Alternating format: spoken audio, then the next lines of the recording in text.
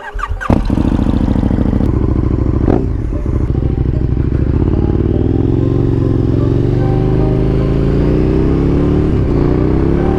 up, guys?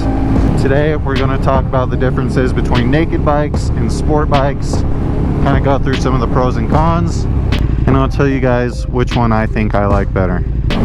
Now, I have actually owned both styles of bikes, including, as of a couple weeks ago, this beautiful 2016 KTM Super Duke. And the KTM is not my first naked bike either. I used to own a 2015 Suzuki GSX S750. And that bike was actually the first sport style bike that I ever owned. And then as far as full fairing sport bikes go, I used to own a 2017 Kawasaki ZX6R. Another really fun bike. And that was the last sport bike I owned before this one. So having owned a full fairing sport bike and a naked bike in the past, you might assume that since I just got another naked bike, I probably prefer the naked bike over the full fairing sport bikes. I would say that, yeah, that is the case right now anyway. I kind of do lean toward naked bikes, and I'll give you some reasons as to why I prefer them, as well as go through some of the pros and cons between naked bikes and full fairing sport bikes. So one of the biggest reasons I chose a naked bike over a sport bike when I was shopping around and got this guy was honestly comfort. The ergonomics of naked bikes are a lot better than sport bikes. You know, the sitting position on a naked bike, you sit a lot higher up, the bars are a lot higher. You don't have as aggressive a riding posture, you're not leaning so far forward. And when I had my ZX6R, which I love, don't get me wrong, my wrist would always hurt after I rode it a long time because you're leaning forward and you're just putting so much pressure on your wrist. So a lot of the time I would kind of tense my core and just kind of use my core to hold my body still in position rather than putting all that weight on my wrist. Lots of other people ride full fairing sport bikes and, you know, they don't seem to have those issues. Maybe that was just something with me, but I just found the naked bike to be a lot more suitable for longer rides and a lot more comfortable just puttering around town like this.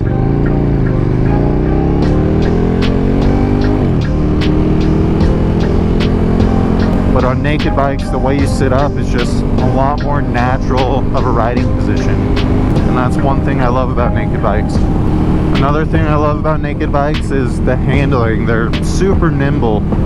Not that full fairing sport bikes aren't easy to maneuver, but on the naked bike, being up higher with these bigger, these wider and taller bars, you're able to kind of throw it around a lot easier. They're really nice. They're lane splitting through rush hour traffic here, lane filtering up to the front end lights. And the Super Duke, for as big and powerful an engine as it is really nimble. And that GSX S750, while it didn't have near the power that this one does, you know, the handling was no different. Really easy to throw around.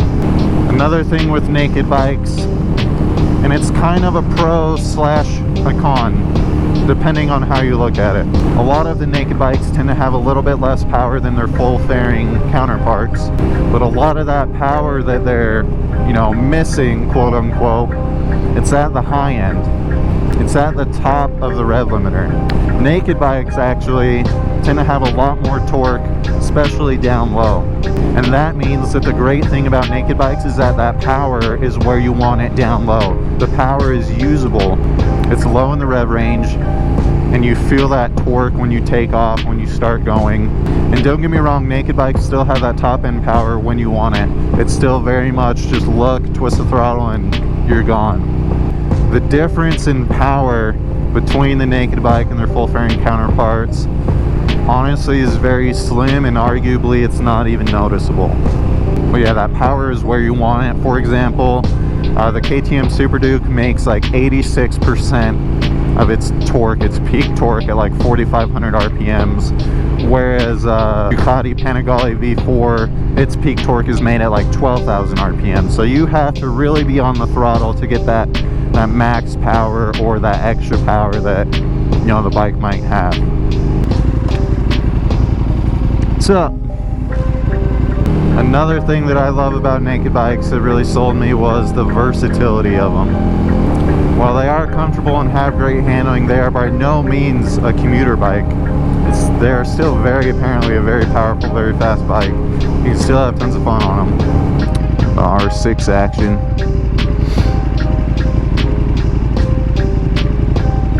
The Harley action. You know, taking this thing through the canyons the other day was a blast. You know, this thing loves to go fast, it loves to lean over, it loves to be thrown around. Well, they still have a lot more function as a, you know, puttering around town as a commuter bike, as sitting in traffic. A lot more comfortable for longer rides. So I love the versatility of a naked bike. And then another pro for naked bikes in general, although I will admit the Super Duke isn't the best example of this, but another pro for naked bikes is the price. They're oftentimes a fair amount cheaper than the full fairing counterparts. Well, Yamaha MT-10 is like $3,000 cheaper than an R1. A Honda CB1000 is like $3,500 cheaper than the CBR 1000 RR. Naked bikes tend to be a fair amount cheaper. Like I said, the Super Duke isn't the best example of that, but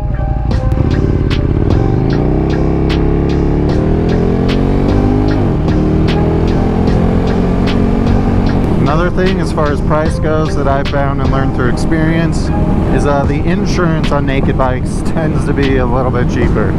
Super Duke, a 1300cc, 180 horsepower bike, I pay $10 a month for insurance on it.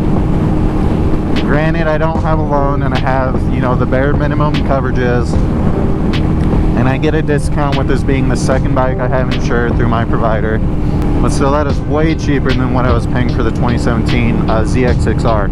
Granted, I had a loan on the ZX6R at the time, but even with that being my second bike, I was still paying over $200 a month. And it was for full coverage, yeah, but still, from what I found, it seems like the naked bikes are cheaper to insure also. So overall, I think naked bikes are great. I highly recommend them. I have for a long time. There's lots of reasons that they're a great bike. But like any motorcycle, naked bikes still have their pros and cons. You know, every bike has things that they're good at and has things that they're not good at. So some cons to naked bikes now. One big one that a lot of people will mention is the wind protection. Obviously, when you sit upright, you become more of a sail in the wind, and when you're going high speeds for a longer period of time, like when you travel on the highway or something, you can get beat up by the wind a little bit. And I'll be honest, when I had my GSXS 750, I seem to get beat up by the wind a lot more than I do on the KTM. You know, I've done 70, 80 down the highway for, you know, a half hour at a time, and I thought it was manageable. I thought it was pretty tolerable. But it's just a fact, you don't have the wind protection that you get from a full fairing sport bike. A well-designed fairing and windshield on a sport bike, especially when you're tucked, you're sitting close to the bike, can do wonders with the wind. So if you're going to ride a naked bike, just be prepared that on long rides at high speeds, your body's going to get beat up by the wind a little bit. You might throw your head around. You know, with a lot of wind like that, that can create a lot of helmet noise. So just something to think about, just something to be prepared for.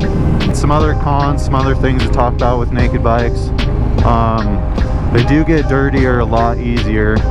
You know, there's not as much plastic covering all the little nooks and crannies in the engine. And during debris and grime, we'll probably get in a lot of nooks and crannies that they otherwise wouldn't if it was a full fairing sport bike and it had all that plastic covering the engine and stuff like that.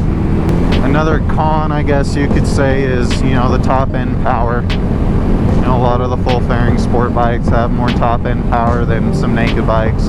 Granted, the Super Duke is a little different. I mean, this thing will be most anything you're going to run into on the road. But with some others, that might be the case. But again, I think that fact is kind of overrated because, I mean, that extra power that they have is in a place that you're very rarely going to use.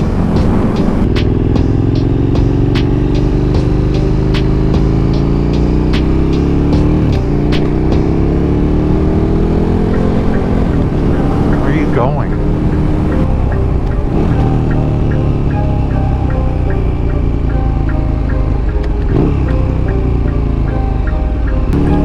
thing that's not really a pro or a con, it's just simply preference, is the looks. A lot of people really prefer the look of the full fairing sport bikes. Like, I know people that have said, yeah, to be honest, like, naked bike does make a lot more sense than, you know, a sport bike, but I just like the look of the sport bikes more. And that's fine. You know, sport bikes are very beautiful. They look very intentional. Everyone, whether they're into motorcycles or not, looks at one and immediately knows what it is and what it was built for. It was built to go fast. Since I've had this bike, and when I had that GSX-S, I used to get a lot of people that would see it and they wouldn't recognize it, and they'd say, what kind of bike is that? Naked bikes do have a little bit different of a look. You know, I think for the most part they all look great too, especially the Super Duke. I love the way the Super Duke looks. But some people just prefer the look of sport bikes more, and that's fine. You are allowed to choose one motorcycle over another if you like one's looks better. Even if the other one makes more sense, that's still fine. It makes more sense to drive a car instead of a motorcycle. But there are a plethora of other reasons why we choose to ride motorcycles. And it is perfectly acceptable for an individual to place a higher priority on looks than, you know, ergonomics or comfort or whatever. You know, anytime anyone asks me what kind of bike they should get, especially for a first bike, I always tell them the same thing. I tell them, get what you like. Sit on a bunch, try a bunch, and get what you like. And it's okay to get a bike and have it not be your forever bike. You can always sell it and get another one, but still, no matter what you get, you're still gonna have a ton of fun.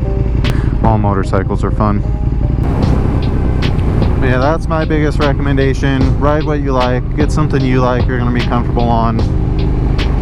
Another tip that is important for all bikes, I think, but especially on naked bikes, is if you get a naked bike, get frame sliders, engine sliders, swing arm sliders. You don't have a lot of protection, so if you drop this thing, instead of scratching plastic, you're going to be, you know, scraping engine covers and transmission covers and, you know, stuff like that. So definitely get some sliders on your bike, especially if it's a naked bike. But anyway, that's pretty much all I have for you. Let me know what you think. What are your favorite styles of bikes to ride?